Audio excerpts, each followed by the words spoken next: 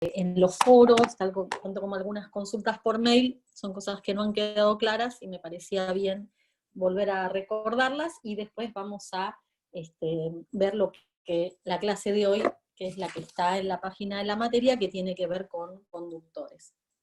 Bien, entonces vamos a empezar por las aclaraciones. Lo primero que quería aclarar era el tema de la dirección del campo eléctrico en el ejercicio que dimos para entregar. En algunos ejercicios que estuve corrigiendo vi que lo habían hecho muy bien. Yo mandé la respuesta, pero igualmente lo quería aclarar por acá, porque algunos no entregaron el ejercicio, entonces no sé si lo entienden o no. La idea es la siguiente, que ustedes tienen que, en el primer punto del ejercicio era ver, por argumentos de simetría, cómo debería, sin hacer cuentas, cómo es la dirección del campo eléctrico sobre el eje X, ¿sí? Entonces, si uno se para sobre el eje X, por ejemplo en este punto, y ve la contribución, recuerden, o sea, todo este razonamiento que voy a contar ahora está basado en recordar que el campo eléctrico, la dirección del campo eléctrico es proporcional a R menos R', ¿sí? Donde R es el punto campo, donde queremos calcular el campo, en este caso X00, el eje X, y R' es el punto fuente, o sea, donde está la configuración de carga, ¿sí? Entonces, si yo me paro en este punto del eje X, ¿sí? Mi punto campo ahora no es todo el eje X, sino este punto azul, y miro las contribuciones, y miro, por ejemplo, la contribución de este punto, ¿sí? Del hilo cargado con lambda, veo que me va a contribuir en una flechita que tiene esta dirección, ¿sí? R menos R', ¿sí? Debido a este punto me da esa dirección. Si ahora me fijo en el mismo punto, ¿cuál sería la contribución del hilo con menos lambda prima? Me tengo que acordar que justamente está cargado con menos lambda. Entonces, en vez de R menos R', la contribución va a ser como menos R por R'. Tal vez porque lo que me olvidé de poner acá, que acá va lambda, o sea, es proporcional a lambda, o rho, o sigma, ¿sí? Por R menos R'. Entonces, si yo me paro nuevamente en este punto campo, ¿sí? Y me fijo cuál sería la contribución de un punto simétrico al que tomé anteriormente, ¿sí? Y por un momento pienso que el hilo está cargado con lambda, ¿sí? Para que me sea más fácil.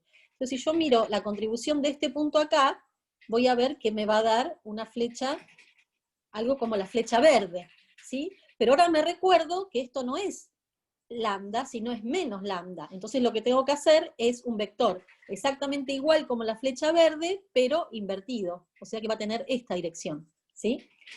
Este razonamiento que acabo de hacer para el punto fuente azul y para el punto azul, fuente verde, lo puedo hacer para cada uno de los puntos que están sobre lambda, están sobre el hilo cargado con lambda y con el hilo cargado con lambda prima, ¿sí? Si tomo, por ejemplo, otro punto más acá, ¿sí? Voy a tener una contribución más en esta dirección, y si tomo el punto simétrico, ¿sí? Sobre lambda prima, lo que voy a tener es una contribución en esta dirección si estuviera cargado con lambda, y después, pero como está cargado con menos lambda, la dirección va a ser esta. Uy, bueno, se me borró todo.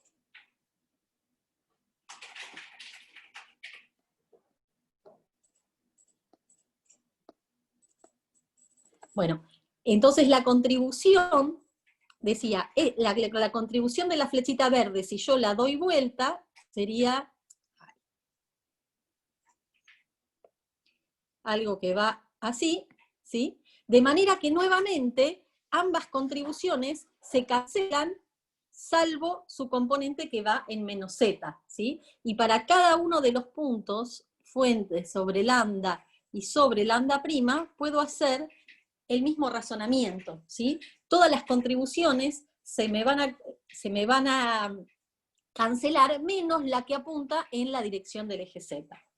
¿Está claro esto?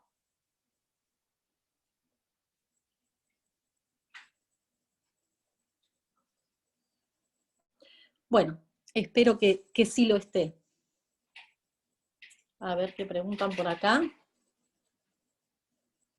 Si ambos, claro, ¿qué pasaría? Bien, buena pregunta. Acá un compañero lo que pregunta es, ¿qué pasaría si ambos hilos estuvieran cargados con lambda? Me parece que está bueno hacer este ejercicio para ver si realmente entendimos lo que yo dije.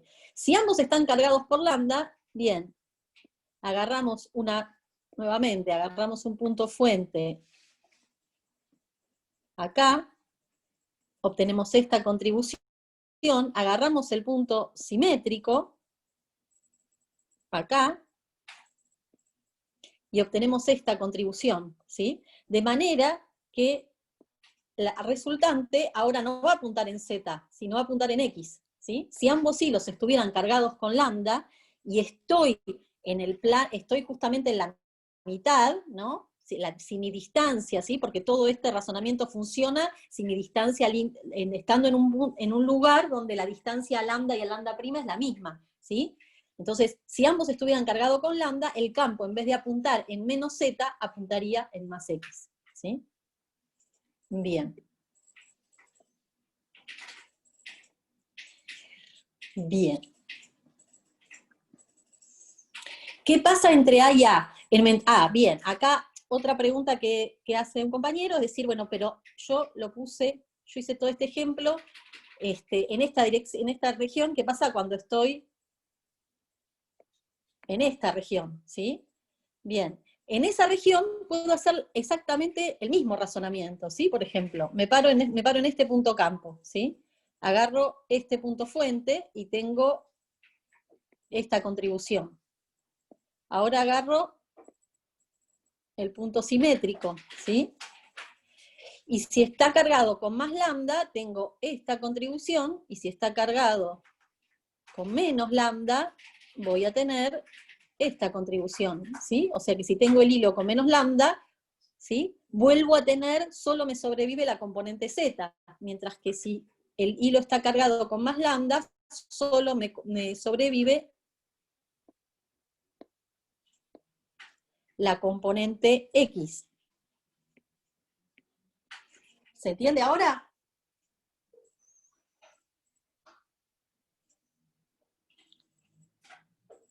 Y si estás justo en el medio del eje X, ahí no tendrías, el campo sería cero, ¿puede ser?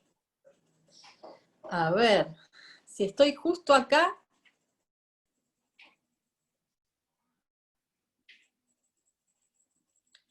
puede ocurrir que, no, porque fíjate que, ¿no? Tengo estas dos contribuciones, y vuelvo, o sea, y voy a tener, por ejemplo, esta contribución, bueno, estas son las dos contribuciones del mismo, ¿sí? Del mismo lambda, y las de menos lambda, sí, ahí puede pasar lo que vos decís, que justo en el cero, ¿sí? Sí, justo en el cero se van a anular todas las contribuciones, sí, eso es correcto. Perfecto, gracias. De nada. Bien. Bueno, espero que haya quedado claro esto, si no, por favor, pregunten, ¿sí? Esta intuición es muy importante. Bien, el otro comentario que quería hacer tenía que ver con una consulta que hubo en el foro, creo que la hizo Carolina, del ejercicio 9. ¿Sí? En el ejercicio 9 lo que les pedían era calcular el potencial del ejercicio 5, que era un hilo que tenía largo L, ¿sí? En el ejercicio 5 habían calculado el campo en el plano XY, ¿sí? Recordemos, ¿sí? Tenemos, este es el hilo, son los ejes, ¿sí? Y en el ejercicio 5 ustedes habían calculado el campo sobre el plano XY, ¿sí? Y en el ejercicio 9 les piden calcular el potencial. Entonces, algo que hizo Carolina y que lo he visto también en los ejercicios que corregí, es que ustedes cuando ya tienen calculado el campo, el potencial, tienden a calcularlo como la integral de E de L, ¿sí? Más una constante, ¿sí? Esta fórmula es correcta, ¿sí? Pero esta fórmula y la que es correspondiente, que es decir que E es igual a menos el gradiente de B, estas formas solo sirven, ¿sí?, para calcularlo si uno tiene calculado el campo o el potencial en todo el espacio, ¿sí? Si yo tengo calculado el potencial en todo el espacio, puedo tratar de calcular el campo, si tienen calculado el campo en todo el espacio,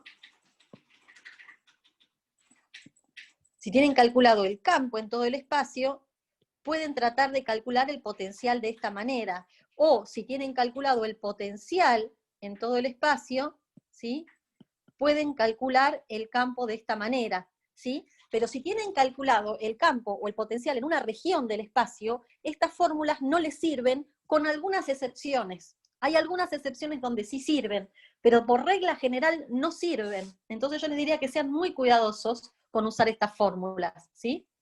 Un ejemplo donde sí sirve, vimos otros ejemplos, es este mismo ejercicio, pero no para calcular el potencial, ¿sí? En el ejercicio 9 el potencial hay que calcularlo por integración directa, ¿sí? Esto es, cuando yo hablo de integración directa en el potencial, a lo que me estoy refiriendo es a esta expresión, a la integral de ρ en el volumen primado, que es el volumen donde está la carga, dividido R menos R' más una constante, ¿sí? Calcular el potencial de esta manera es lo que llamamos por integración directa, y en el ejercicio 9 hay que hacerlo de esta manera. Después el ejercicio me dice que chequee que el campo que obtuve en el ejercicio 5 es menos el gradiente de este potencial. Entonces ustedes ahí van a decir, pero oíme, ¿no me dijiste que si no tenía calculado el potencial en todo el espacio no podía aplicar esto? ¿Sí? Bueno, eso es cierto de manera general. En este caso particular, ¿qué es lo que pasa? En este caso, el campo solo tiene componente R, ¿sí?, sobre el plano XY. Entonces, como uno tiene B de R, ¿sí?, recuerden que el campo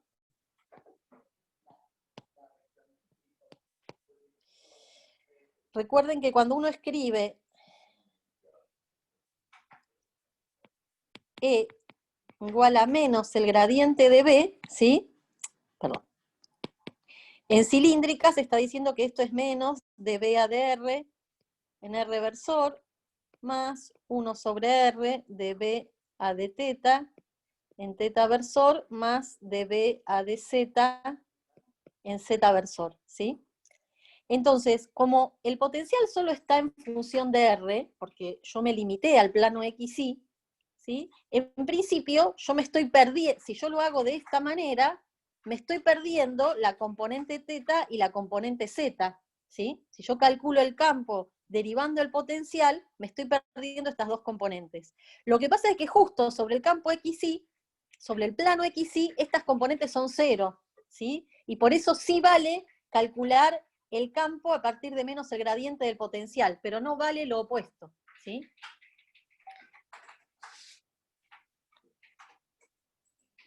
Bien. Entonces, en principio, tengan mucho cuidado cuando van a calcular el campo a partir del potencial o el potencial a partir del campo, integrando, derivando, porque tienen que tener en general toda la expresión. Después, otra aclaración, a veces hacer esto de calcular uno derivando a partir del otro puede ser mucho más trabajoso que hacerlo por integración directa, ¿sí? En general, cuando uno quiere calcular el campo en una región del espacio o el potencial en una región del espacio, suele ser más fácil, en general, hacerlo por integración directa, ¿sí? ¿Una duda con respecto a esto?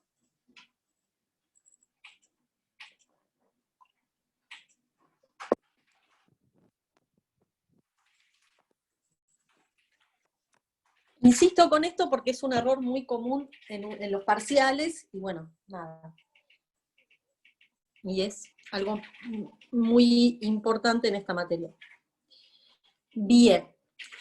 Entonces, siguiendo con el repaso, Acá me preguntan si es legal hacer las cuentas con el Wolfram. Sí, no hay ningún problema de hacer las integraciones. Esto no es un curso donde aprenden a integrar, ¿sí? Las integrales las pueden, antiguamente existían las tablas de integrales, hoy en día lo pueden hacer con Wolfram o con cualquier programa de integración que ustedes manejen. Bien, y otra cosa que quería yo hacer ahora, pero díganme si tal vez no es necesario, era volver a contar cómo se hace la aproximación de Taylor, algo que vimos no en la clase pasada, sino la anterior, porque vi una duda acerca de esto en el foro, y no la contesté porque me parece que justamente la manera de aclarar esta duda es explicándolo nuevamente. Me parece que capaz que hay varios que no entendieron cómo hacer las aproximaciones de Taylor, así que díganme si quieren que lo volvamos a explicar, lo volvamos a explicar.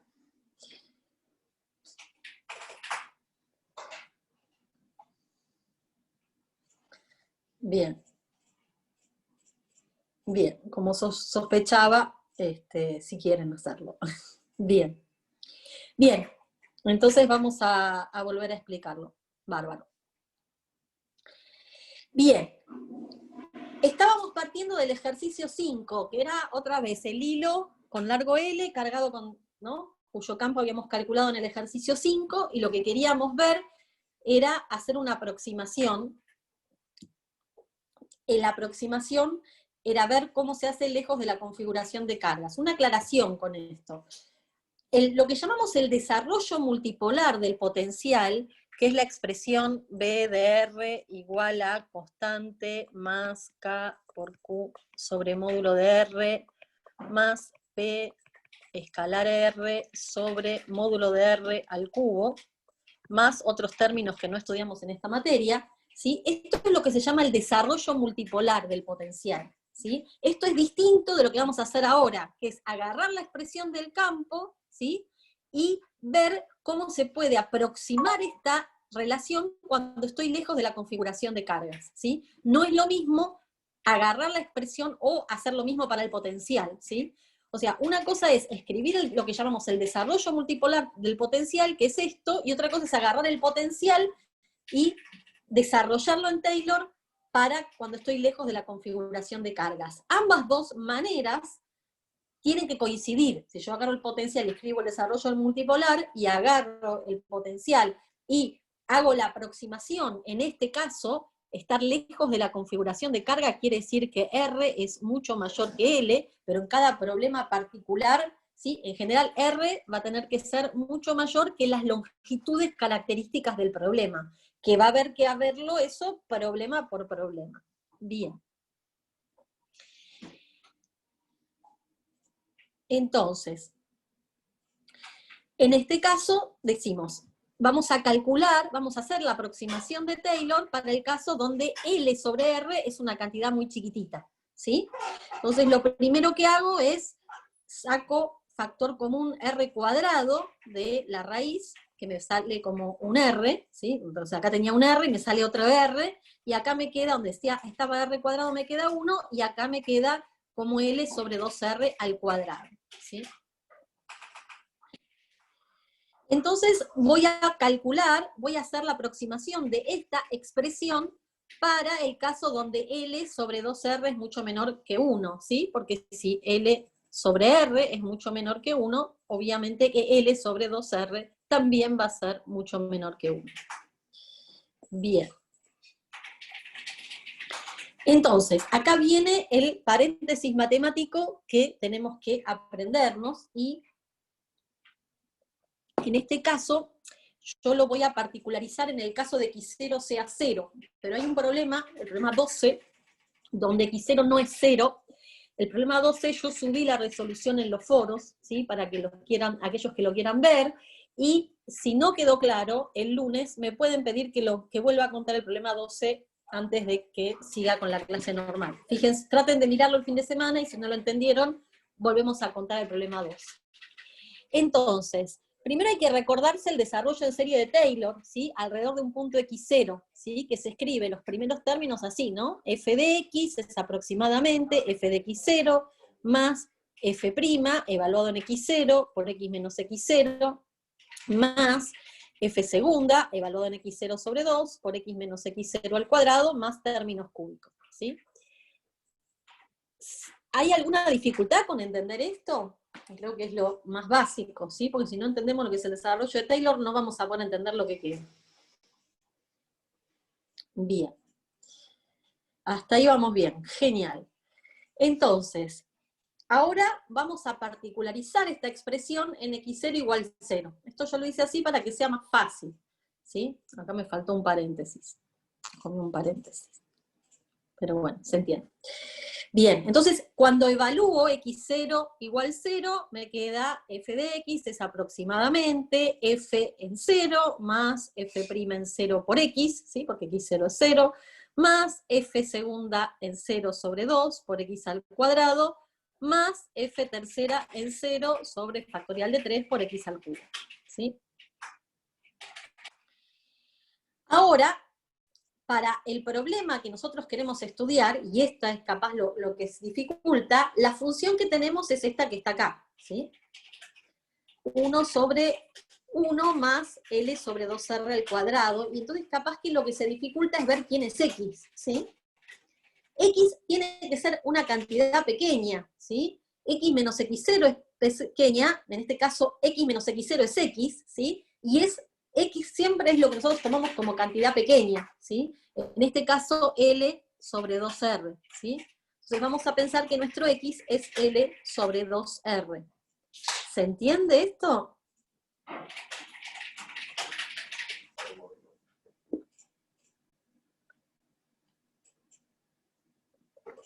Bien.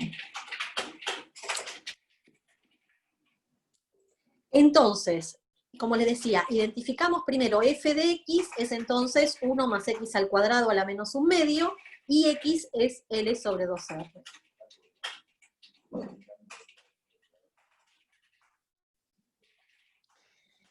Bien, y ahora voy a calcular los otros términos del resultado, el del desarrollo de Taylor, ¿sí?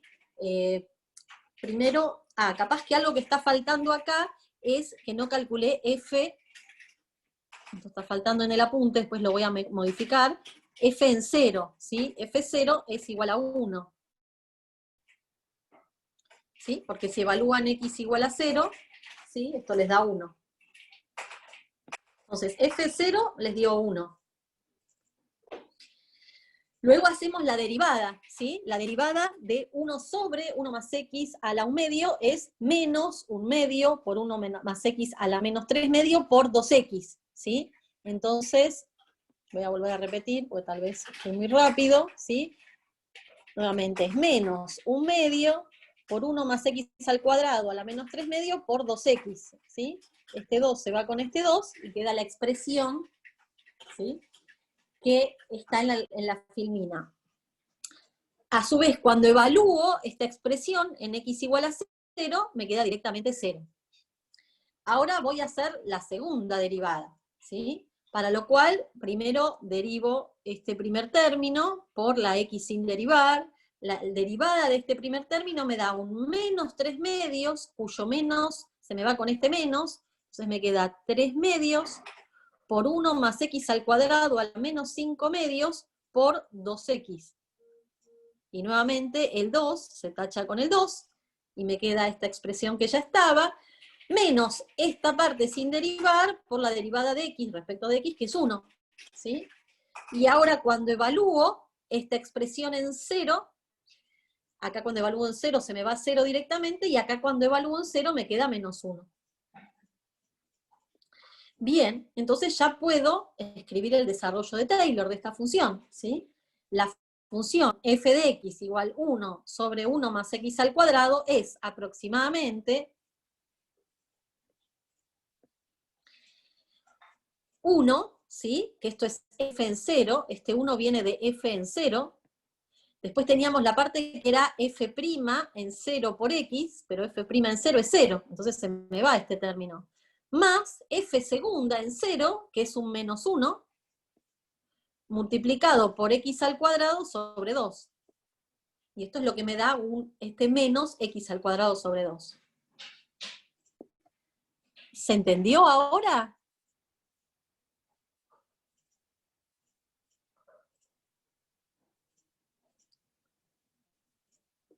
Pueden decir que no. Y lo vuelvo a explicar.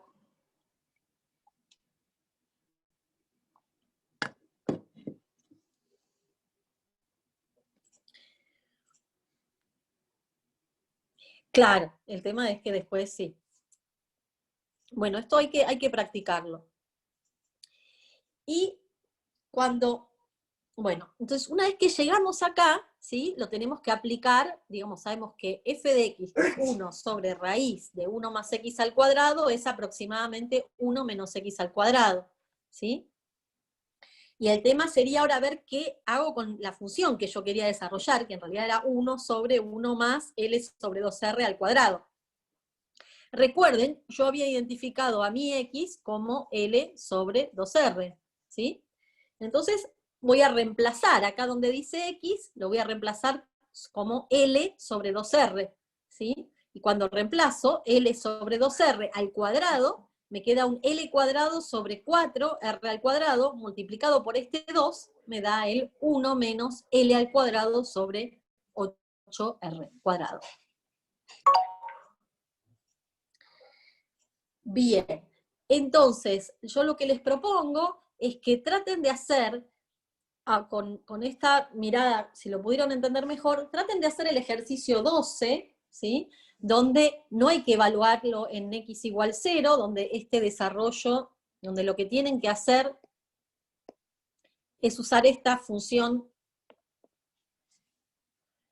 ¿sí? Sin evaluar x igual 0, está hecho, como les digo en el foro, está hecho el ejercicio, traten de hacerlo con ayuda, y si ven que no lo pueden hacer, el lunes contamos con detalle el 12, así vamos fijando ideas con esto.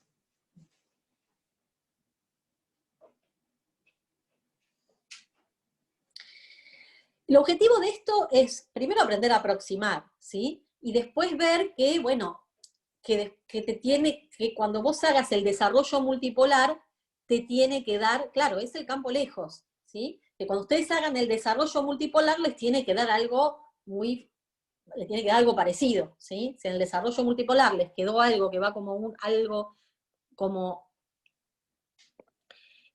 una constante sobre R en el desarrollo multipolar, bueno, cuando hacen esta aproximación también les tiene que quedar como alfa sobre R, mientras que si en el desarrollo multipolar les quedó alfa sobre R al cuadrado, cuando hacen esta aproximación también les tiene que quedar alfa sobre R al cuadrado. Pero el objetivo de esto es básicamente que ustedes aprendan, cuando tengan expresiones, a poder evaluarlas a distancias muy lejanas de la configuración de cargas, ¿sí? Y luego comparar con el desarrollo multipolar.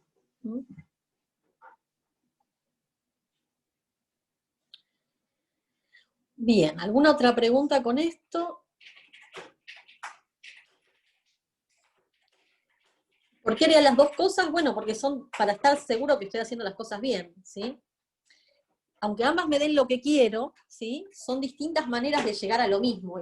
Uno, cuando está en la vida real de un físico, a veces tiene unas cuentas muy largas para hacer, entonces necesita dos métodos para llegar a lo mismo, para chequear que no se equivocó con las cuentas. Susana, Sí, ¿puedo decir algo? sí, claro, adelante.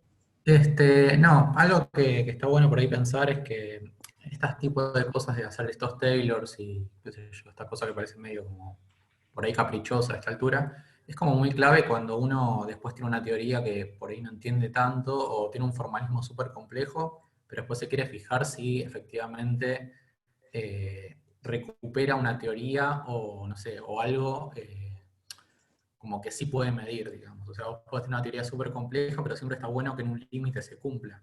Entonces siempre está bueno que ustedes siempre chequen límites y encuentren y sepan distintas maneras de aproximar cosas y ver, no sé, campos lejanos, qué pasa si muy lejos. Se usa un montón en la física, porque por más teoría linda que tenga, siempre está bueno recuperar cosas que uno sabe que se tienen que cumplir. Nada, detalle.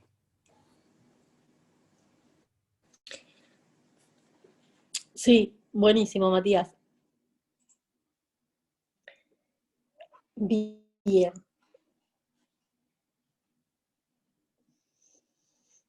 Bueno, entonces hecho todo este repaso, ahora vamos a cambiar el tema y vamos a ir al tema de hoy.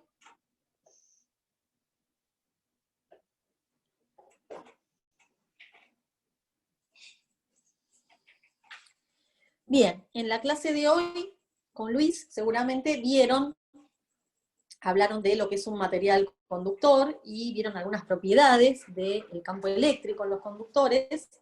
Bueno, nosotros vamos a ver un poquito más sobre esto, ¿sí? Bien, la primera propiedad básica de un material conductor es que en un material conductor los electrones se pueden desplazar libremente. Eso es lo que distingue un material conductor, ¿sí? Mientras que en un material aislante ocurriría todo lo contrario, ¿sí? El electrón no se puede separar del núcleo atómico, ¿sí? Ustedes vieron seguramente con Luis que en todo el conductor el campo eléctrico es cero, seguramente yo vi la teórica, hicieron una cuentita y se convencieron de eso.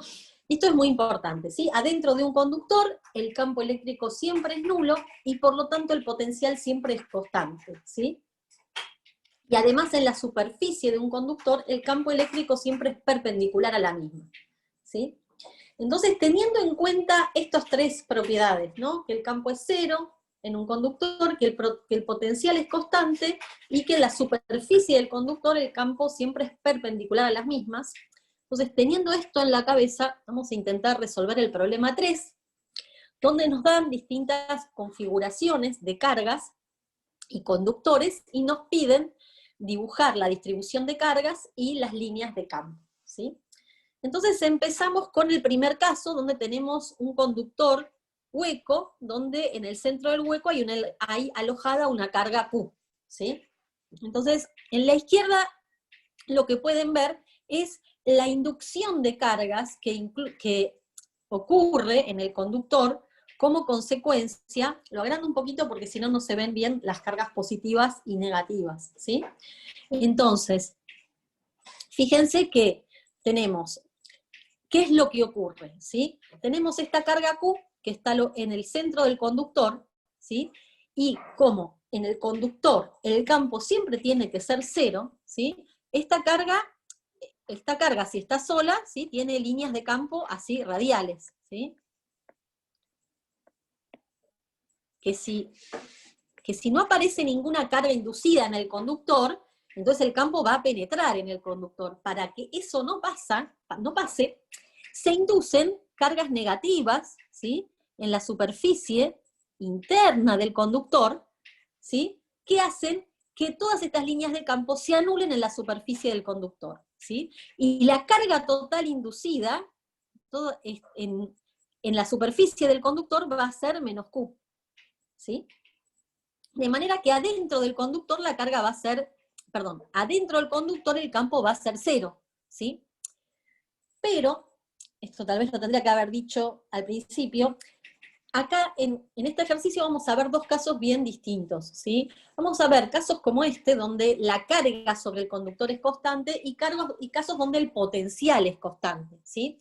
Cuando veamos que el conductor está conectado a una batería, ¿sí?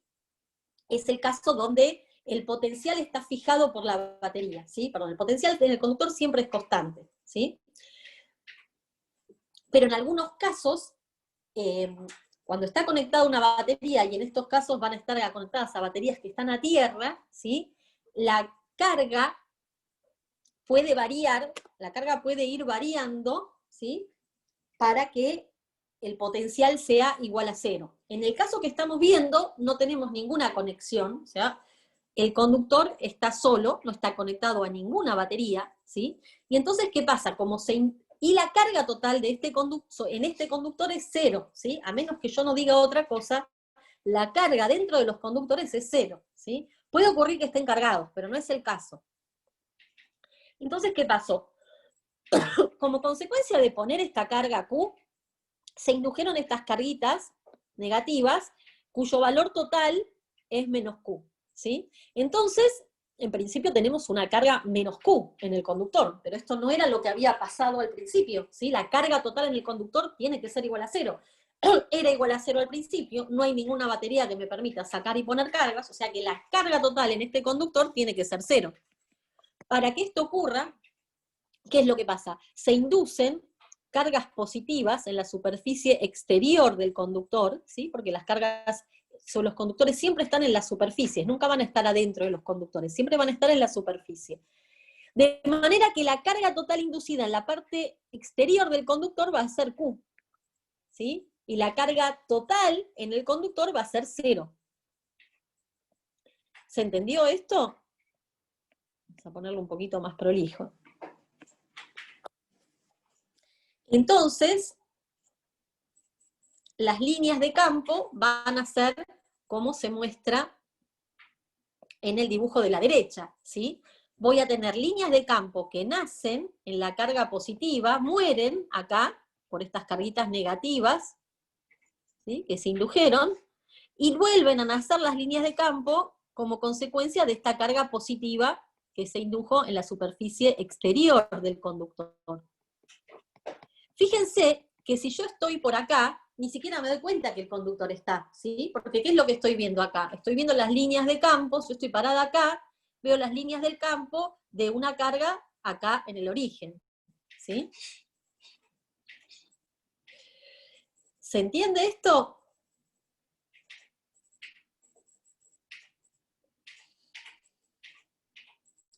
Claro, acá Carolina lo que pregunta es qué pasa si acá en vez de Q iría una menos Q, ¿sí?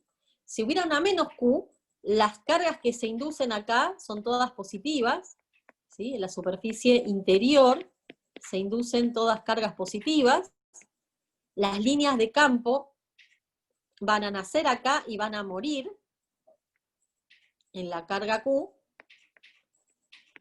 Acá nuevamente se van a inducir líneas negativas, perdón, cargas negativas, igual a menos Q, y las líneas de campo van a ser nuevamente radiales hacia el conductor, siempre perpendiculares al conductor, y en vez de nacer en el conductor, van a morir en el conductor.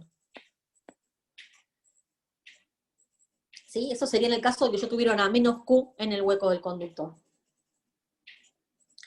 ¿Se entiende esto?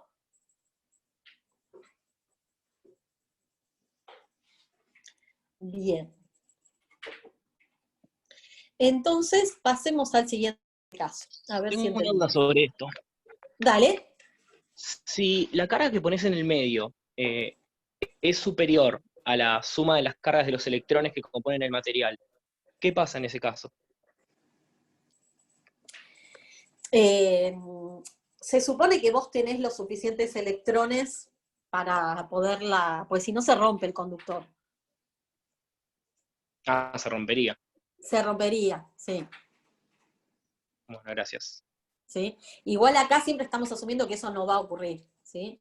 Pero sí, si no Sí, tenés sí, pero me había suficientes, surgido la duda. pero si no tenés suficientes electrones como para romper, para pantallar, digamos, para que el campo se anule adentro, si no tenés suficientes electrones como para que el campo se anule adentro del conductor, el campo no se va a anular y por tanto deja de ser un conductor, ¿sí? Porque la propiedad del conductor es que el campo se anula adentro.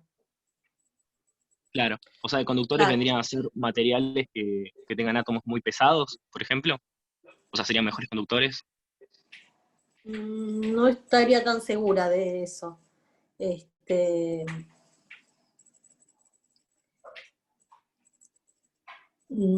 lo tendría que pensar esa respuesta, ¿sí? Porque no Bueno, tiene dale, que ver con que gracias. sean, no tiene que ver con que sean pesados, sino con que los electrones puedan estar libremente, ¿sí? Que es otra Claro, cosa. también necesitaría libertad, pero se El me tema ocurrió es que qué conforme carga le más vas a electrones poner. tengas, El punto es qué carga claro. le vas a poner, ¿sí? Ojo, ¿sí? Tiene más que ver con Sí, sí. eso, ¿sí? La propiedad del conductor es que es que el electrón puede andar libremente, ¿sí? Si vos obviamente le pones una carga tan fuerte que no se pueda pantallar, y bueno, sí, ahí va a reventar el conductor. ¿Mm? Claro, gracias. Permiso, Susana, agrego algo. Sí, Pensá, por dale. ejemplo, en la gracia de los gases nobles, ¿no? Que son justamente que no conducen, son completamente inertes y todo, es porque no tienen ningún electrón libre. Entonces sí, eso es lo más importante para que algo conduzca o no. Cuando uno genera plasmas o cosas así es porque le suelta los electrones. Eso, más. Claro, gracias. Perdón, y una cosa más que se me ocurrió para aportar es que tampoco es simplemente que sean pesados, porque cuando vos tenés átomos más pesados empieza a jugar también la fuerza intranuclear de los átomos. Entonces, ya esta aproximación de solo ver los electrones tampoco serviría, o sea, tampoco es que te puedes ir tan arriba con el peso nuclear. Nada, digo, es complicado cuando vos hablas de conductores en general, pero bueno, en estructurado después, por ahí ven un poco más. Pero bueno, digo, no es tan lineal, solo eso. Claro, gracias. Bien, gracias chicos por las aclaraciones. Sí, a ver, volviendo a nivel F3, ¿sí? Un conductor lo que es un material donde el electrón puede desplazarse libremente. ¿Mm? Esa es la propiedad más importante y la que tenemos que tener en cuenta. Bien. Esta filmina es más bien para los que solamente leen el PDF. Bien, ahora tenemos este otro caso, ¿sí? Donde es el caso igual que el anterior, pero la diferencia es que tenemos la batería conectada a tierra, ¿sí? Este simbolito de acá quiere decir conectada a tierra, ¿sí? Esto quiere decir que la batería va a entregar o absorber cargas de manera que sobre todo el conductor el potencial sea igual a 0, ¿sí? Entonces, ¿qué es lo que va a pasar? Cuando yo pongo la carga acá, se inducen cargas negativas, al igual que pasaba antes sobre el conductor, ¿sí? En la superficie interior del conductor se inducen cargas negativas con un valor total menos Q, para anular el campo eléctrico adentro del conductor, ¿sí? Dando lugar a líneas de campo, como ven en la figura de la derecha, ¿sí? Pero ahora ya no hay la carga que sobre el conductor no es constante, ¿sí? Este dibujito lo que nos dice es que la carga puede variar, la batería puede entregar o absorber cargas, ¿sí? Para que siempre ocurra que el potencial sea 0. Entonces simplemente la batería entregó las cargas, ¿sí? Para apantallar el campo y que el campo eléctrico en el conductor sea 0 y no se induce ninguna otra carga, ¿sí? Entonces, nada, solo hay líneas de campo adentro del conductor. Afuera no voy a tener líneas de campo, ¿sí? Y esto está como apantallado. Afuera no voy a ver, no voy a ver que adentro, o sea, afuera no puedo percibir si adentro hay cargas o no las hay, o qué es lo que está pasando.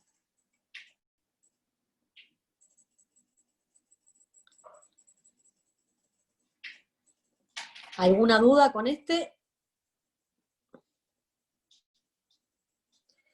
¿Sí? Lo importante es distinguir esta situación de la anterior, ¿sí? En la situación anterior tenemos el conductor desconectado y entonces la carga que tengo es constante, o sea, no puede variar cuando yo pongo la carguita chiquita. Y por eso es que se me induce la carga positiva afuera.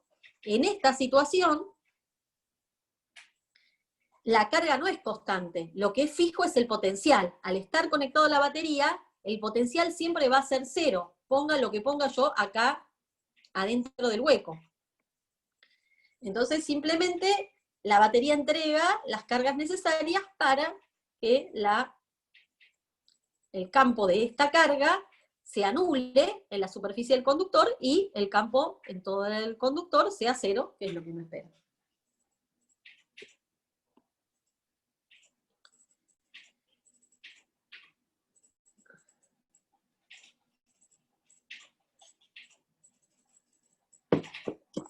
Acá el Julieta dice inducir igual a general. Bueno, no es exactamente igual, ¿no? Porque en el primer caso, inducir, a ver, ¿cómo sería? En el primer caso, ¿sí? Que estábamos antes, la carga era constante, ¿sí? Y uno tenía el material que estaba, si no tenemos la carga acá en el hueco, ¿sí? No hay ninguna carga inducida, ¿sí? Las cargas se inducen, quiere decir que los electrones que están, si quieren, acá, ¿sí? Se van para acá. Eso quiere decir inducir. No es que se generan, ya estaban los electrones en el material conductor. Acá no entra ni sale nada del conductor, ¿sí? Por eso se dice que se induce, que no es lo mismo que generar. Y en el segundo de los casos, digamos, la carga, si querés, la genera la batería, ¿sí? Y se dice, y de alguna manera ya estaban generadas por la batería, ¿sí? Bien. Entonces, vamos a pasar a otro caso. En este caso tenemos otra vez al conductor con su hueco, pero ponemos la carga fuera del conductor, ¿sí? El conductor no está conectado a ninguna batería, la carga sobre el conductor es 0. Entonces, ¿qué es lo que pasa? Esta carga que está afuera, ¿sí?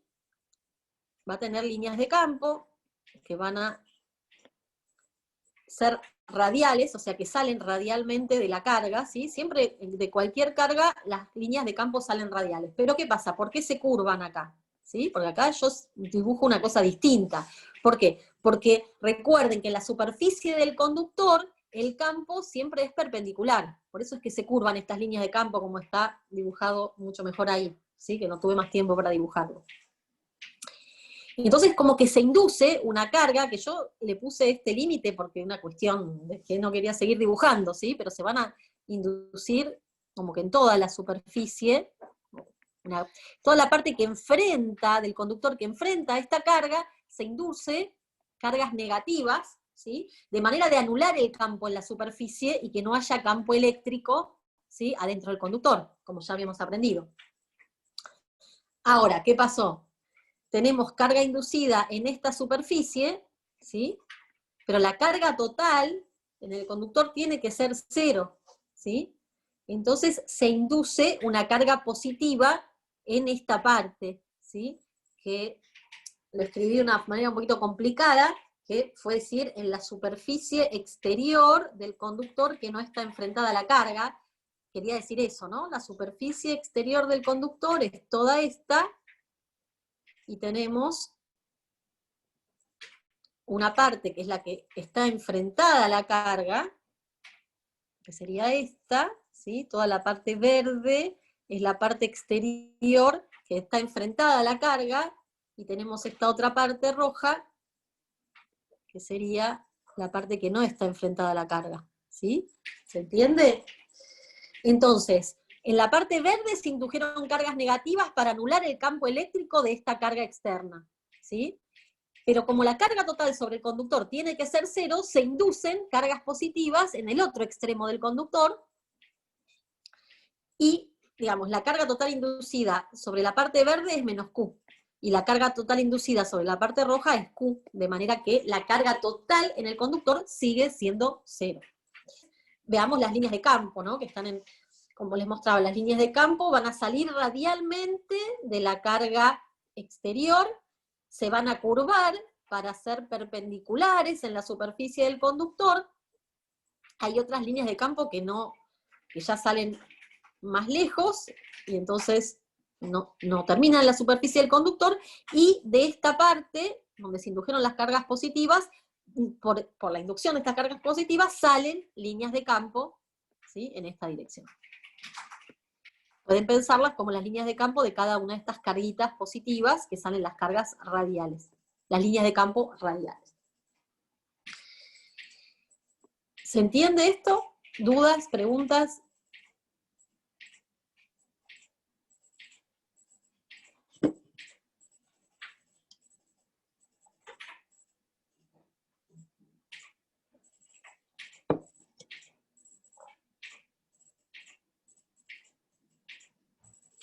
Bien.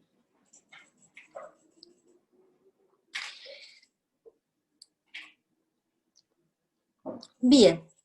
Y ahora pasemos a otro caso, que es igual que el anterior, pero ahora el conductor está conectado a una batería que está a tierra, ¿sí? Entonces, ¿qué es lo que pasa?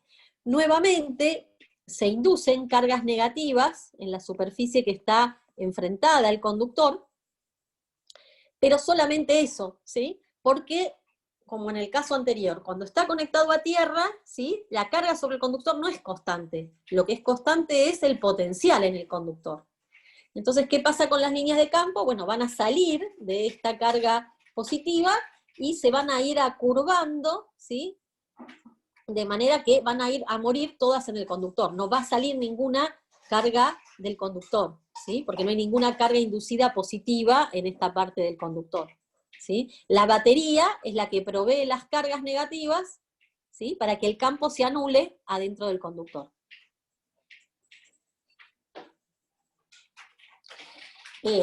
tal vez algo que puede llegar a confundir, ¿sí? Estas líneas de campo así como tan grandes también ocurren en el caso anterior, ¿sí? La diferencia es que en el caso anterior hay algunas que, si quieren, siguen de largo.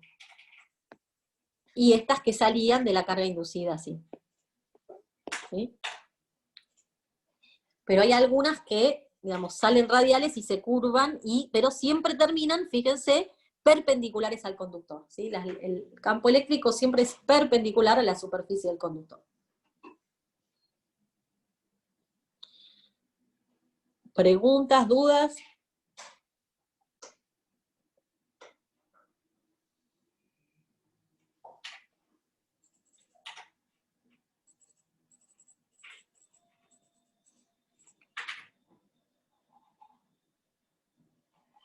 A ver, eso es porque hay cargas negativas mayormente ahí, pero sigue habiendo del otro lado.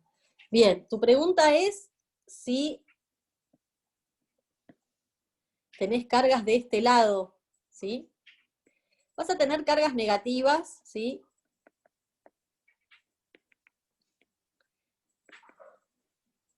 Capaz no te sabría decir exactamente cuáles son estos límites, ¿sí? Pero la manera de pensarlo es, fíjate, vos tenés esta carga acá, y ahí, de esta carga, de acá radialmente salen las líneas de campo, ¿verdad? Y estas líneas de campo, si no estuviera el conductor, bueno, van a seguir siendo radiales en todo el espacio. Como está el conductor, acá se tienen que torcer, ¿sí? Y bueno, se van a ir torciendo. Habrá que ver, va a depender muchísimo de la relación entre esta distancia, ¿sí? Y el tamaño característico del conductor, cuántas lleguen hasta acá o más hasta acá, ¿sí? Este es un problema más bien cualitativo, ¿sí? Pero la idea es que todas estas, es que uno tiene una carga con sus líneas de campo radiales que cuando llegan a la superficie del conductor tienen que obligarse a estar perpendiculares al conductor. ¿Sí? Acá veía otra duda. ¿Por qué ninguna sigue de largo? Bueno, es cierto, hay unas líneas que siguen de largo. De hecho, hay una que va para allá y que no vuelve. ¿Sí? Y hay otra que puede ser que vaya para allá, tal vez está mal dibujado esto. ¿Sí? Hay algunas que no vuelven. Sí, efectivamente. Yo lo que quise dibujar acá era mostrar bien que todas las que van a ir de acá para este lado, ¿sí? Se tienen que curvar de manera que ser perpendiculares a la superficie del conductor. ¿Se entendió ahora?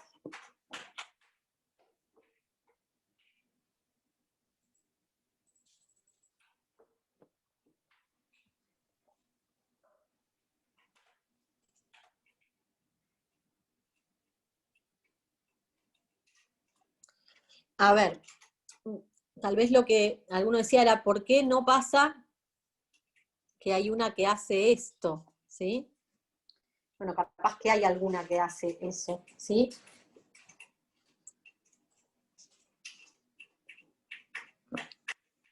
En principio la que sale para acá iría para allá, ¿sí? No necesariamente se iría a curvar. En el otro caso, en el caso anterior, uno tenía líneas de campo que van a nacer, ¿sí? Estas, tal vez hay alguna que se curva y siga, ¿sí? Ok, bien.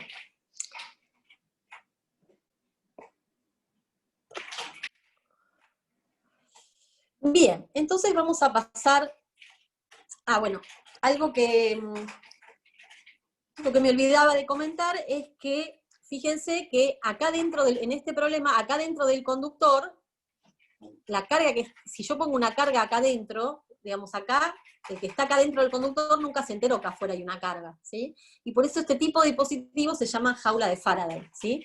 Porque tener un conductor conectado a una batería a tierra hace que todo lo que pase acá está totalmente aislado del exterior, ¿sí? Y se usan estos dispositivos para distintos tipos de experimentos donde uno tiene que estar aislado del exterior.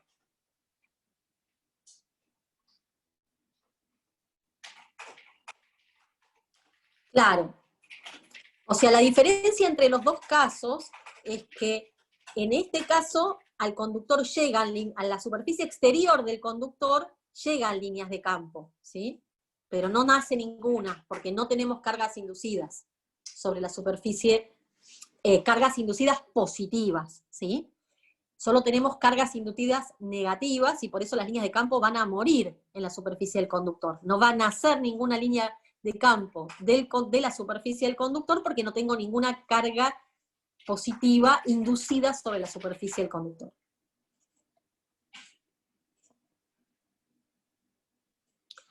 Bien. Bien, y entonces pasamos al último caso, que es el caso donde tenemos un conductor ovalado con dos huecos, ¿sí? En uno de los huecos hay alojado una carga Q, en el otro hueco hay alojada una carga menos 3Q. La carga total sobre el conductor tiene que ser 0.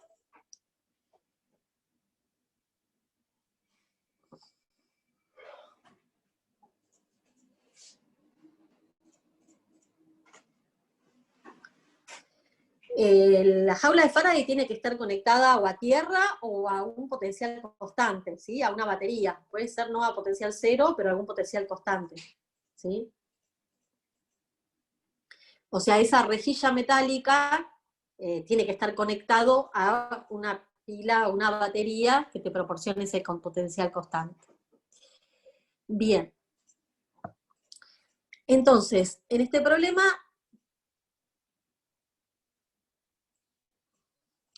bien, acá Lautaro lo que dice es que no termina de entender la diferencia que genera el conectarlo a tierra. Cuando uno conecta algo a tierra, ¿sí? Vuelvo para atrás, quiere decir que acá hay un cable, ¿no? Que está conectando a una batería, donde la batería va a entregar o absorber cargas, de manera que el potencial acá siempre sea 0, ¿sí? A diferencia del caso anterior, que si uno no tiene este cable, si uno corta este cable, la carga sobre el conductor es la que tenga inicialmente. Puede ser 0 o puede ser Q. Uno podría tener un conductor cargado, ¿sí? Eso puede ser.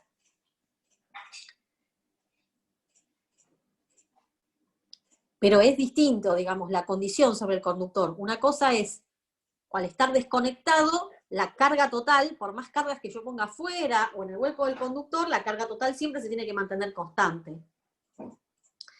Mientras que, en el caso de tener el conductor conectado a la batería me va a proveer las cargas necesarias para que el potencial acá siempre sea 0. ¿Sí?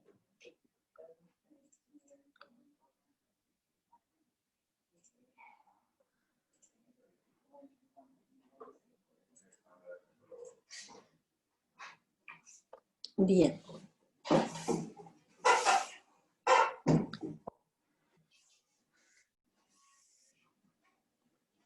Entonces, volvemos a el caso donde tenemos este conductor grande ovalado. A ver, acá hay una duda. Si no estaba conectado, era eso de sigma sobre epsilon, el valor del potencial. No sé a qué te estás refiriendo. O sea, si no está conectado a tierra, la superficie del conductor siempre es una superficie de potencial constante, ¿sí? Pero si no está conectado a tierra, la carga sobre el conductor tiene que ser constante. Entonces, si se induce carga por algún motivo de un lado, se tiene que inducir otra carga de otro, de manera que la carga total sobre el conductor tenga que seguir siendo 0.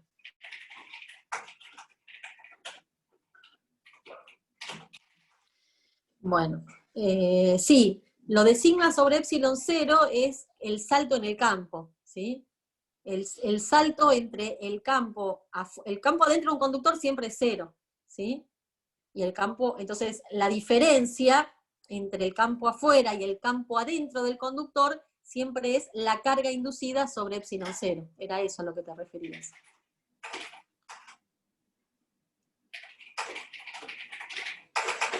Bien, vamos a volver sobre eso en otro momento. Vamos a volver sobre eso un montón, no se preocupen. Bien, entonces, volviendo a este problema, les decía, tenemos el conductor ovalado con dos huecos, uno en uno de los huecos se pone una carga Q, en la otra se pone una carga menos 3Q. Entonces, bueno, ¿qué es lo que pasa en las superficies interiores? Ahora ya estamos más o menos cancheros, sabemos que en la superficie interior de la carga Q, del hueco donde puse la carga Q, se va a inducir una menos Q, y en la superficie interior del hueco donde puse la carga menos 3Q, se va a inducir una carga 3Q, ¿sí? De manera que en principio tengo una carga total 2Q, ¿sí? Pero la carga total sobre este conductor era 0, de manera que se va a inducir afuera del conductor una carga cuyo valor total va a ser menos 2Q, perdón, va a ser, sí, menos 2Q. Para que la carga total sobre el conductor sea 0, como era inicialmente. Y las líneas de campo son estas que ven acá, ¿sí? Las líneas de campo van a nacer de la carga positiva y mueren en la superficie del conductor, y en el caso de estas cargas positivas, nacen en la superficie del conductor y mueren en la carga negativa, y como la carga inducida es una carga menos 2Q, las líneas de campo van a morir sobre la superficie del conductor, ¿sí? Y si yo estoy muy lejos de esta configuración, lo que voy a ver son líneas de campo iguales a una carga menos 2Q, ¿sí? Si estoy muy lejos. Si estoy cerca, no, porque el conductor es ovalado, ¿sí? Entonces veo que ahí hay una diferencia.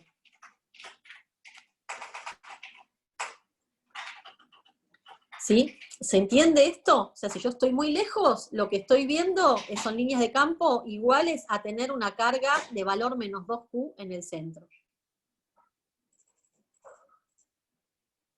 Si estoy cerca, no, porque el conductor es ovalado, ¿sí? Y no va a ser lo mismo. Bien. Bueno, entonces, ¿alguna otra duda sobre este tema?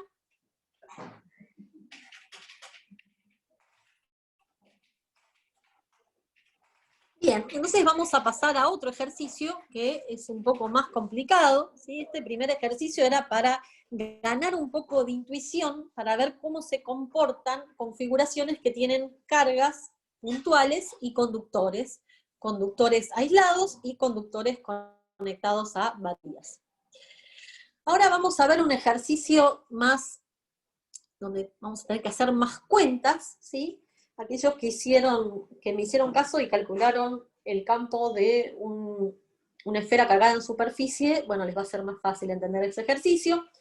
Este es el problema 5, ¿sí? Tenemos una distribución de conductores esféricos, concéntricos, como ven, y además cada uno de los conductores está conectado a una batería, ¿sí? En este caso no están conectados a tierra. Yo puse este simbolito, que quiere decir conectado a tierra, pues no encontré otra manera de dibujarlo, ¿sí? Pero están conectados a distintas baterías con distintos valores, ¿sí?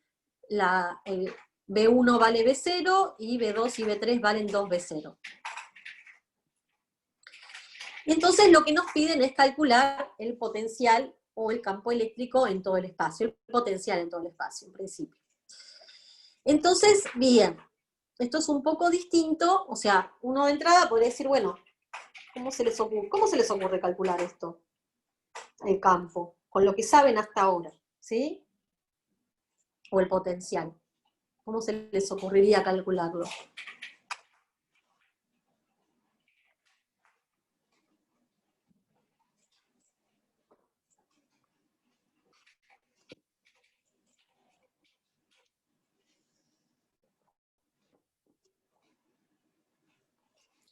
Bien, lo primero que uno tendría que decir es, bueno, voy a aplicar el principio de superposición, ¿no? Claro, una esfera cargada en superficie, ¿sí? Entonces yo acá dibujé, algo que es muy importante, dibujé nuevamente los 3 conductores, pero les puse superficies a el conductor 2 y el 3 les puse superficies, les puse un grosor, ¿sí? Para que entiendan un poquito la física de lo que ocurre, ¿sí? Entonces el primer conductor va a tener una cierta carga Q1, ¿sí? Que no la conocemos, ¿sí? El dato que nosotros tenemos es que ese conductor está conectado a un potencial V1, ¿sí?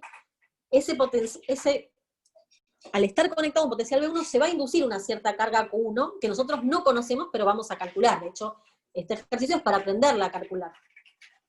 Luego tenemos el conductor 2, ¿sí? Con su superficie interior y exterior. Como el campo adentro del conductor es 0, en la superficie interior del conductor 2 se tiene que inducir una menos Q1, ¿sí? De manera que, o sea, todas caritas, si quieren, negativas, acá, ¿sí? Para anular el campo adentro de este conductor. Y afuera, ¿sí? En la superficie exterior se induce una carga que va a ser Q1 más Q2, donde Q2 es la carga total sobre este conductor, ¿sí? La carga total va a ser menos Q1 más Q1 más Q2, o sea, Q2, ¿sí? ¿Se entiende? O sea, la carga total sobre el conductor Q2 es Q2, pero está distribuida en sus superficies interiores y exteriores de esta manera, ¿sí? ¿Qué pasa con el conductor 3? Bien, al igual que con el 2, como acá tengo una carga Q1 más Q2, ¿sí? Una carga exterior Q1 más Q2, para que el campo se anule adentro de esta superficie, en la superficie interior del conductor 3, se tiene que inducir una carga menos Q1 menos Q2, ¿sí? Ahora, afuera de la superficie, ¿sí? Se va a inducir una carga total Q1 más Q2 más Q3, donde Q3 es la carga total sobre el conductor 3. ¿Sí? Si ustedes suman, tienen afuera Q1 más Q2 más Q3, y adentro menos Q1 menos Q2. ¿Sí? En principio no conocemos ni Q1, ni Q2, ni Q3. ¿Sí? O sea, el problema, se los pongo de otra manera. Si yo les doy como dato Q1, Q2 y Q3, ustedes pueden calcular el campo y el potencial usando superposición, ¿sí? Les puede costar un poco más, un poco menos, pero saben, conociendo Q1, Q2 y Q3, pueden calcular el campo y el potencial, usando superposición. ¿Están de acuerdo con eso?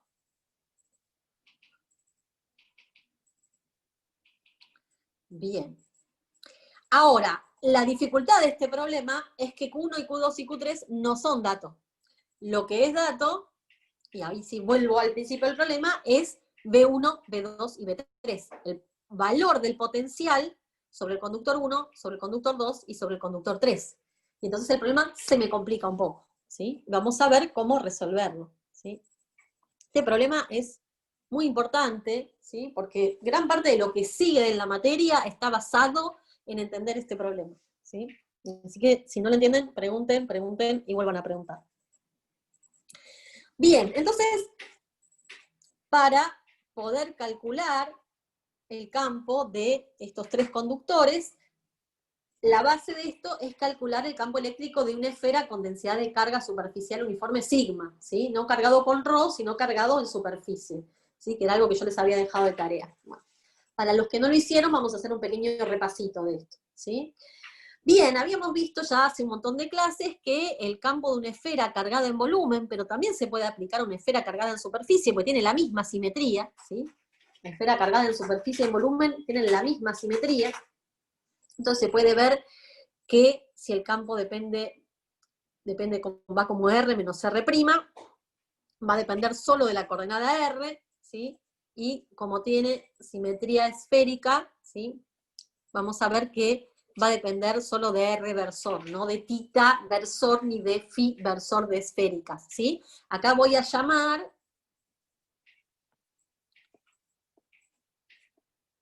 ¿sí? Recuerden, si este es mi vector R, este va a ser el ángulo tita y este va a ser el ángulo phi, ¿sí? Phi va a valer entre 0 y 2pi, y tita va a valer entre 0 y pi, ¿sí? Voy a usar esféricas. Bien, entonces para calcular el campo de la esfera cargado en superficie, era muy parecido a la esfera cargado en volumen, y en negro tengo la esfera, y en azul puse las dos superficies de Gauss, ¿sí? Para las dos superficies de Gauss, ¿sí? La integral del campo a través de la superficie, ¿sí? es la integral entre 0 y 2pi en tita, y la integral entre 0 y pi en tita, y la integral entre 0 y 2pi en phi, de E de R en R versor, ¿sí? Porque el campo, habíamos llegado a la conclusión que solo depende de la coordenada R y tiene dirección R versor, y este es el diferencial superficie de las coordenadas esféricas, ¿sí? R cuadrado, seno de tita, de phi.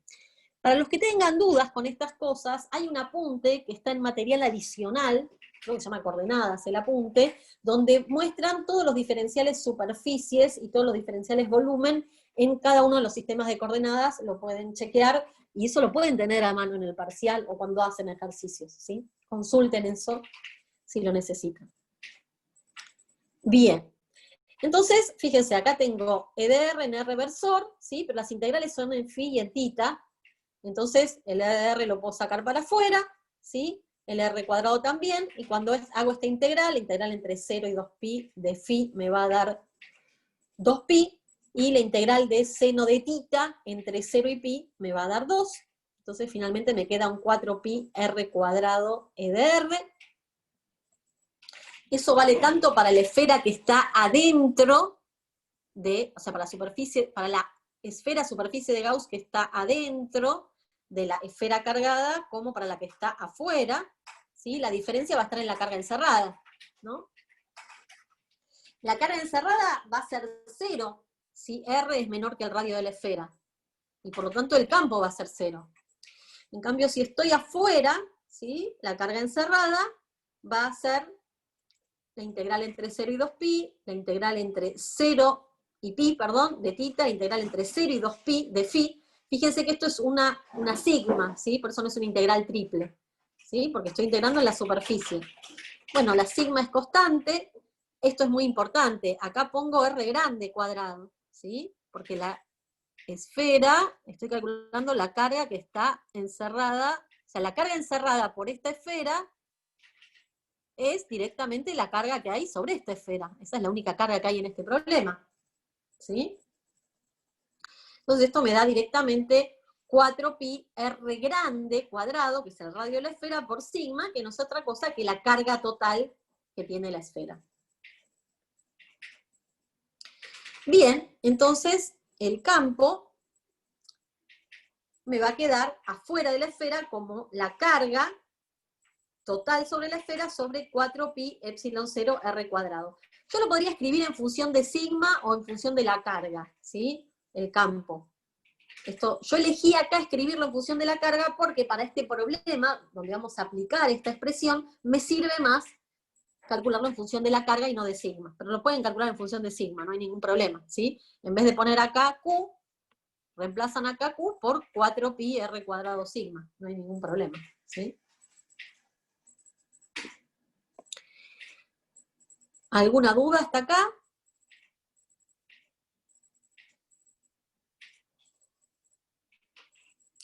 Bien. Entonces, el campo de una esfera de radio R cargado en superficie con una carga total Q va a ser 0 adentro de la esfera y Q grande sobre 4pi epsilon 0 R cuadrado en R versor cuando estoy afuera de la esfera, ¿sí?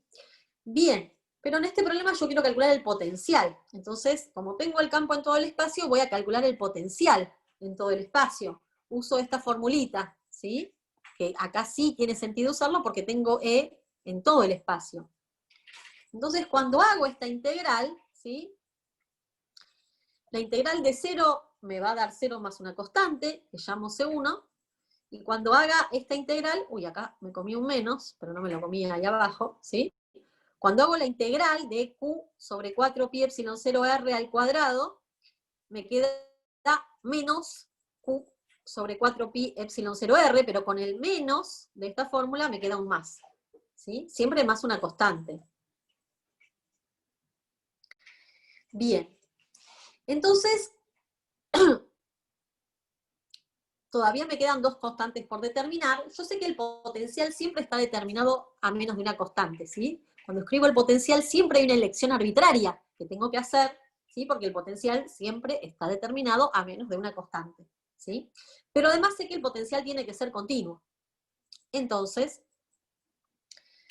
lo que voy a elegir, en este caso, es pedir que cuando R tiende a infinito, el potencial sea 0, ¿sí? Yo tomo esta expresión y hago tender R a infinito, este término se me va, y para que el potencial entonces sea 0 en el infinito, C2 tiene que ser 0, ¿sí? Entonces, si C2 es igual a 0, y yo quiero que el potencial sea continuo, voy a tener que pedir en particular que sea continuo en R igual a R grande, ¿sí? Con lo cual C1 tiene que ser Q sobre 4pi epsilon 0 R grande. Entonces, así me quedó el potencial de la esfera, ¿sí? Yo podría no haber elegido las constantes en este momento, ¿sí? Yo podría haber dejado esto así, y ahora como vamos a tener muchas esferas, hacer la superposición de muchas esferas, o podría haber elegido, o sea, simplemente determinar C2 en función de C1 para que todo esto sea constante, ¿sí? Pero no haber hecho la elección. Y después hacer la superposición y hacer la elección una vez que ya tengo la superposición de muchas esferas. Yo decidí hacerlo de esta manera. Tal vez la clase que viene lo hacemos de otra manera. Bien, entonces, el potencial de una esfera de radio R cargada en superficie con carga Q tiene esta expresión donde, como insisto, esto siempre está determinado. Yo hice una elección acá para tener esta expresión, ¿sí? Bien, entonces esta es la expresión del potencial de una esfera de radio R cargada con carga Q. Pero yo tengo en mi problema, ¿sí? Recordemos cuál era el problema que yo tenía, ¿no? Porque hice un paréntesis como un poco grande. Yo tenía 3 esferas, ¿sí? Una cargada con Q1, otra con Q2 y otra con Q3. Entonces, para escribir el potencial total, voy a tener que hacer superposición de estas 3 soluciones, ¿sí? Bien. Entonces, esto, para que entiendan cómo hacerlo, lo voy a escribir, o sea, no les voy a mostrar, después les voy a mostrar la expresión total, ¿sí? Pero lo vamos a hacer un paréntesis del PDF, vamos a decirle echar un ratito al PDF, y lo vamos a hacer en el pizarrón, de la siguiente manera. Fíjense, supongan que vamos a hacerlo para 2 esferas, ¿sí? Entonces, recordemos, si tenemos una esfera de radio A, ¿sí? Porque se acuerdan que nuestras esferas tenían radio A, 2A y 3A, y carga Q1, la expresión anterior me dice que el potencial de esa esfera es Q1 sobre 4pi epsilon 0A para R menor que A, y Q1 sobre 4pi epsilon 0R para R mayor o igual que A. ¿Sí? Este sería el potencial para la esfera más chiquita. ¿Se entiende hasta acá?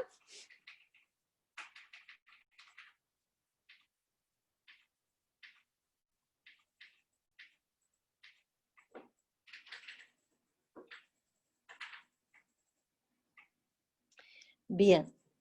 Entonces, ahora voy a escribir el potencial para la esfera de radio 2A y carga Q2, ¿sí? Que va a ser Q2 sobre 4pi epsilon 0, pero acá va 2A, cuando R es menor a 2A, y Q2 sobre 4pi epsilon 0R, cuando R es mayor que 2A. Y ahora voy a escribir el potencial voy a superponer nada más que el potencial de estas 2 esferas, ¿ok? Entonces, para R menor que A, voy a tener el potencial de la primera esfera vale Q1 sobre 4pi epsilon 0A, y el de la segunda esfera vale Q2 sobre 4pi epsilon 0 2A, ¿sí? Esto vale para R menor que A.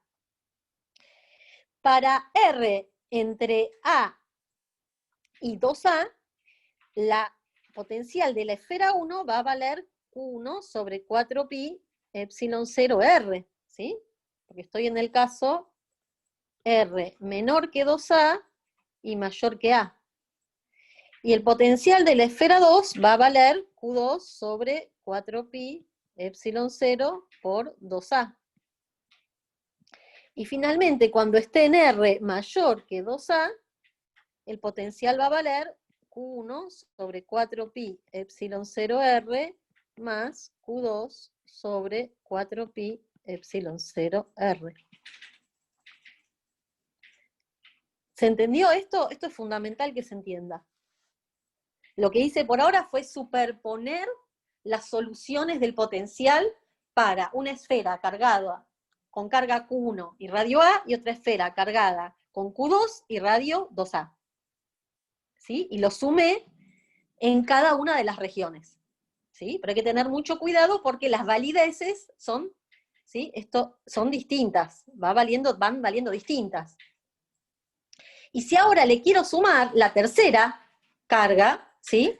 La tercera esfera, acá tengo que sumarle un Q3 sobre 4pi epsilon 0, pero esta es de radio 3A, ¿sí? Y vale esto para R menor a 3A, o sea que acá va a ir un Q3 sobre 4pi epsilon 0 3A, acá va a ir otra vez Q3 sobre 4pi epsilon 0 3A, acá esto va a cambiar, esto va a valer para R entre 3A y 2A, y para R mayor que 3A, el potencial va a ser Q1 sobre 4pi epsilon 0R más Q2 sobre 4pi epsilon 0R más Q3 sobre 4pi epsilon 0R. ¿Se dieron cuenta cómo fui superponiendo todas las soluciones que valen distinto en cada una de las distintas regiones del espacio?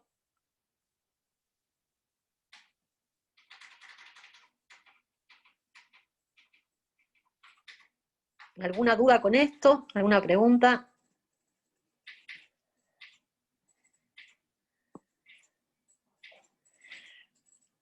Bien. Bueno, entonces, si se entendió, sería genial. Yo guardé, creo, esto, si alguien le quiere sacar una foto, si no después se los mando. Pero, bien, finalmente llegamos a esta última expresión, que es la misma que tenemos en el PDF. Volvemos al PDF.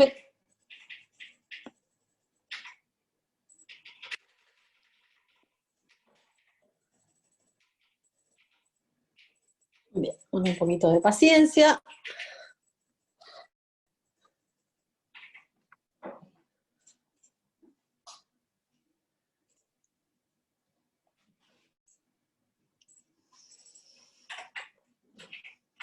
Bien, entonces, fíjense que lo último que escribí es exactamente esto que tengo escrito acá, pero lo quería escribir despacito para que entendieran, ¿sí? Ahora, ahí tenemos escrito el potencial en todo el espacio, pero fíjense que todavía seguimos ignorando cuánto vale Q1, Q2 y Q3, ¿sí? Todavía no lo sé. ¿Y cómo voy a determinar cuánto valen Q1, Q2 y Q3? Bien, voy a determinarlo porque sé por las condiciones de las baterías, ¿sí? Lo que me decía el problema es que en R igual a A, la batería valía, o sea, el potencial al cual estaba conectado es este B1, que lo llamamos B0, ¿sí? Mientras que la batería para la esfera que está en R igual a 2A es igual a 2B0, y B en R igual 3A también vale 3B0, ¿sí? Entonces, lo que vamos a hacer es evaluar justamente el potencial, el potencial que mostré recién, ¿sí? Vamos a evaluar esta expresión del potencial en R igual a, en R igual 2A y en R igual 3A, y me van a quedar entonces 3 ecuaciones con 3 incógnitas. ¿Sí? Fíjense, cuando evalúo el potencial en R igual a, me queda la primera ecuación. ¿Sí? B en R igual a igual B0, tengo mi primera ecuación. Ahora evalúo el potencial. ¿Sí? Esto sería evaluando en R igual a A.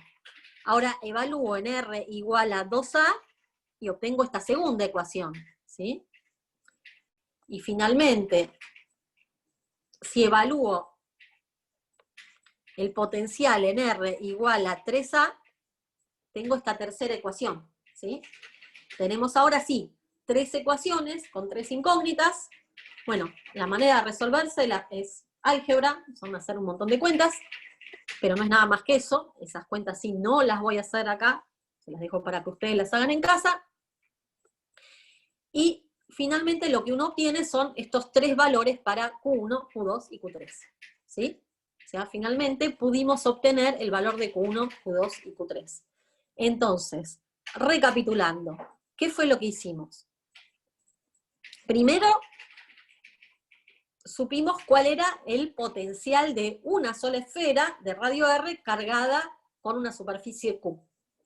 Luego hicimos la superposición de los potenciales de las 3 esferas, ¿sí?, en todas las regiones del espacio.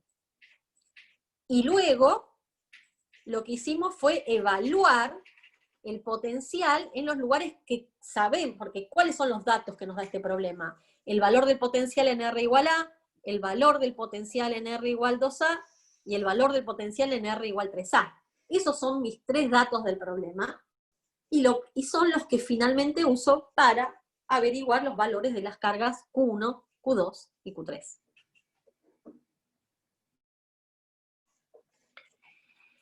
Bien. Pero el problema no termina ahí. En la segunda parte del problema, ¿sí?, me dice, supongamos que ahora se desconectan las esferas de las baterías, ¿sí? Y además, la batería A2 se une a tierra, ¿sí? Y calcular en esta situación las cargas y los potenciales de las esferas, ¿sí? Entonces, ¿qué pasó? Yo desconecté la batería de Q1 y Q2, de las esferas cargadas con Q1 y Q3. O sea que ahí ya no va a haber batería que entregue ni absorba cargas, ¿sí? La esfera 1 va a quedar cargada con Q1, y la esfera 3 va a quedar cargada con Q3. Eso no va a cambiar.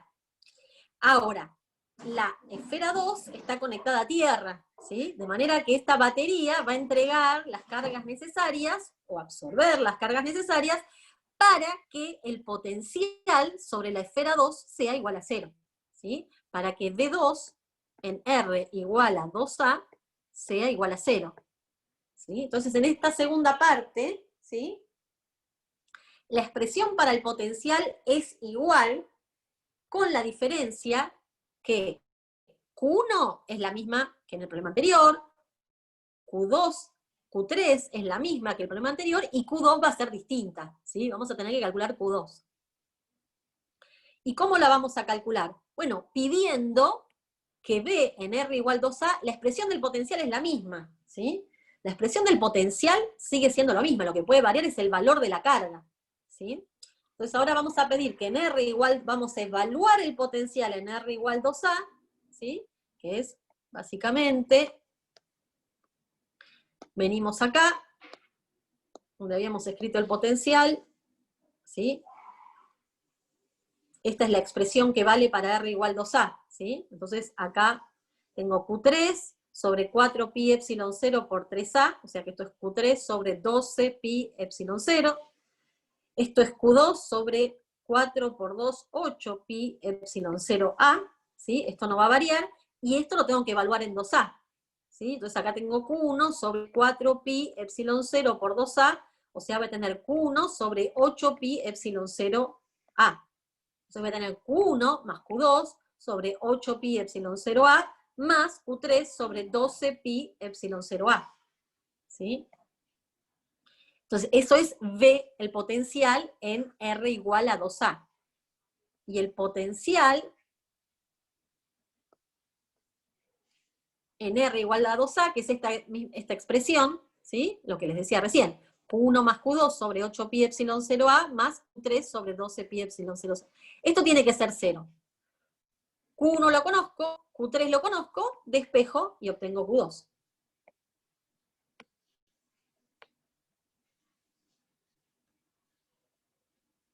¿Sí? Y ahí obtengo Q2.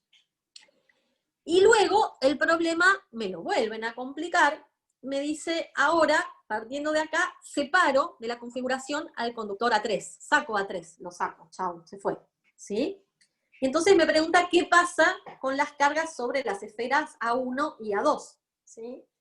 ¿Qué va a pasar sobre la esfera A1? Bueno, ya está escrito ahí, así que es spoiling. Pero no va a cambiar, ¿no? Porque la esfera A1 estaba cargada con Q1 y eso no puede cambiar, no tiene batería que permita que haya ningún tipo de absorción, de entrega, o sea, no hay ninguna batería que entrega ni absorbe cargas de ese conductor. O sea que la esfera 1 sigue cargada con Q1. ¿Qué pasa con la esfera 2? ¿Sí? La esfera 2 no tiene una carga constante, lo que tiene es que está conectada a una batería que le va a proveer o absorber las cargas necesarias para que el potencial sea 0. Entonces, ¿qué es lo que pasa? Tenemos esta carga Q1, entonces en la superficie interior de este conductor se tiene que inducir una carga menos Q1, ¿sí? Y en la superficie exterior, en principio no se tiene que inducir nada, ¿sí? Porque menos Q1 es todo lo que necesitamos para que no haya campo eléctrico acá adentro, ¿sí? Entonces, finalmente, la carga total inducida en la esfera 2 va a ser simplemente menos Q1, ¿sí? Y otra manera de verlo es pensar que el potencial es 0, ¿sí? Si yo hago una manera de verlo es, por ejemplo, si yo hago una superficie gaussiana acá, ¿sí? El campo acá afuera, ¿sí? Una esfera, ¿sí? Entonces voy a decir que, otra vez voy a hacer la misma cuenta que hice antes, 4pi r cuadrado por e de r es igual a la carga encerrada sobre epsilon 0. ¿Sí? Y acá afuera, ¿cuánto es la carga encerrada? Es 0, ¿no? Entonces, porque voy a tener Q1 menos Q1. O sea que la carga total encerrada va a ser 0. O sea que el campo acá afuera va a ser 0. El potencial también va a ser 0. ¿Sí? Es una manera de chequear que el potencial está siendo 0 en el conductor.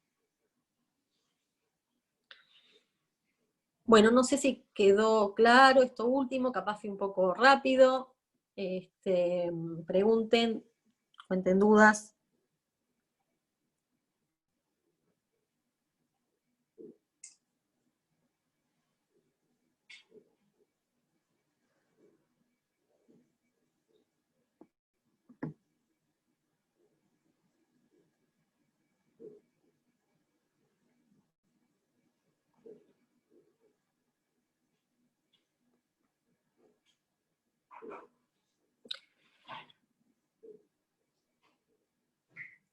Bien, sí, todo el mundo se tiene que sentar, al igual como dice Julieta, y hacer las cuentas bien, ¿sí?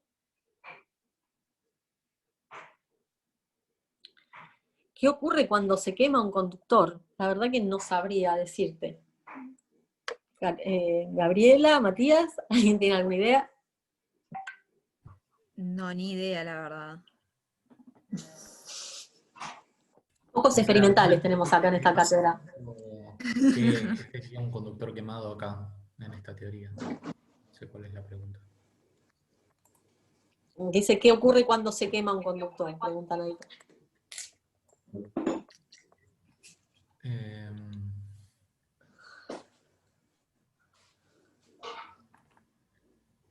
O sea, por ahí eso se entiende más cuando veamos la parte de circuitos, pero en principio es como que... Sí, bueno, va a tener que ver con cortos y con que por ahí le estás dando demasiada corriente y una relación con la resistencia.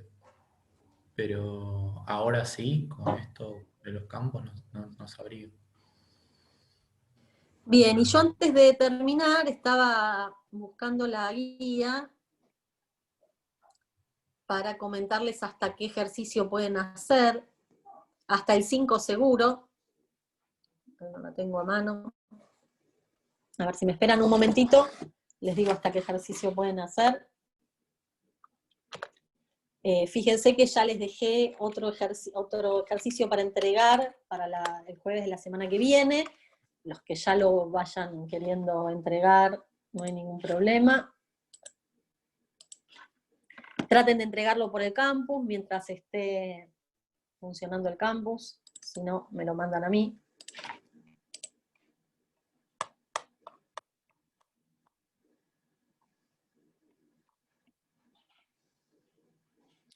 Hasta el ejercicio 6 pueden hacer tranquilamente. En clase que viene vamos a hacer el ejercicio 7. Pero hasta el ejercicio 6 pueden hacer perfectamente. Bueno, entonces si no hay más dudas con esto, podemos pasar a la parte de consultas. A ver. ¿Cómo encarar la parte B del ejercicio para entregar? Bien, acá pregunta Carolina. La parte B, a ver, del ejercicio 10, sí, del ejercicio 10. A ver, en el ejercicio 10 lo que teníamos era una placa infinita que había que calcular el campo, ¿sí?, eléctrico usando Gauss. Y en la parte B, esperen que me acuerdo que era lo que se pedía.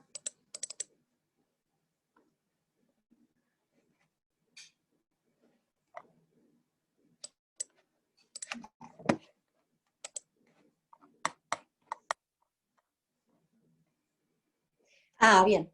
Era que se comprimía, claro, en la parte B lo que les decía, ustedes tenían, la placa tenía densidad ρ y espesor D, ¿no? Y en la parte B les dicen cómo, supónganse que ahora se comprime esta placa, o sea que D va a tender a 0, ¿sí? Rho va a tender a infinito, ¿sí? Y uno puede definir una densidad superficial de carga de manera que se define así. Sigma se define como ahí va de nuevo. Sigma se define como el límite cuando ρ tiende a 0, cuando ρ tiende a infinito, D tiende a 0 de ρ por D. ¿Sí? Por definición eso es así. Entonces, tomando el límite D tendiendo a 0, ρ tendiendo a infinito, de manera que el producto ρ por D sea una constante sigma, ¿sí?, a la expresión que vos obtuviste en la parte A le tenés que aplicar este límite, ¿sí? Entonces, siempre que tengas ρ por D lo vas a reemplazar por sigma. Y ver qué es lo que pasa con tu campo eléctrico, ¿sí? Intuitivamente, ¿qué es lo que o sea, cuando uno agarra esta placa y la, físicamente, y la comprime, ¿qué obtiene físicamente? ¿Qué otra distribución de carga obtiene? Un plano, claro. Lo que uno obtiene es un plano infinito. Quiere decir que cuando uno hace este límite, si hace las cosas bien, si uno al campo de la placa le toma este límite, debería obtener el campo y el potencial del plano infinito, ¿sí? Si lo hacen bien, tendrían que obtener eso.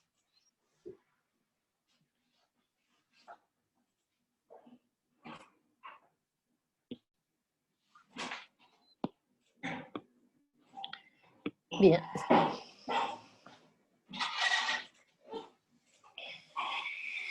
Bien. Nosotros queríamos preguntarles un poquito cómo preferían que fuera esta sección de consultas.